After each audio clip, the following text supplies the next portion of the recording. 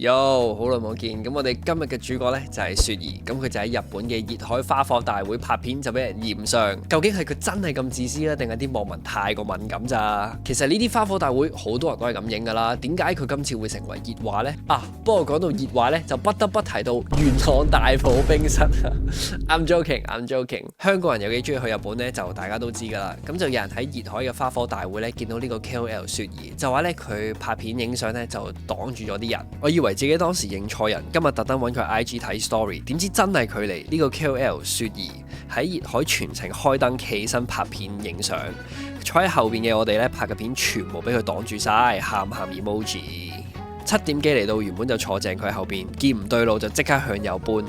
然後個伯伯保安就走埋去同佢講咗幾句啦，點知開場都仲打緊燈，坐佢後面啲人真係多得你唔少，仲要攞住支波子汽水喺度影，唔講以為波子汽水揾佢賣廣告，成條片就俾佢摧毀咗個開頭嗰幕。件事啊大概係咁啦，然之後呢，雪兒就喺佢個 story 嗰度道歉啦，咁我道歉就擺喺度啦。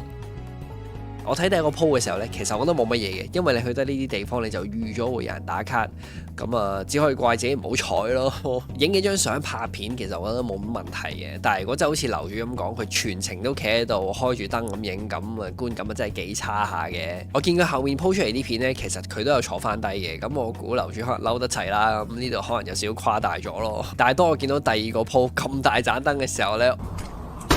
Oh my fucking god, that's crazy！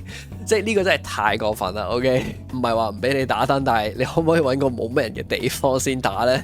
日本嘅文化其實就係比較內斂一啲啦，即係盡量唔好打攪到人啊嘛。咁其實我自己喺日本睇過一次煙花嘅，咁我覺得其實相對地啲人都真係好安靜嘅。咁除咗係有啲可能好大嘅煙花，佢哋見到會哇或者拍手咁樣咯。咁除此之外，其實唔會有啲咩噪音或者即係阻住人嘅行為咯。如果你問我嘅話呢，我就唔覺得佢做咗啲咩好錯嘅事嘅。咁但係就好似你去睇戲咁啊，隔離有條友即係玩電話，但係佢個 mon 開到好光咁樣咯。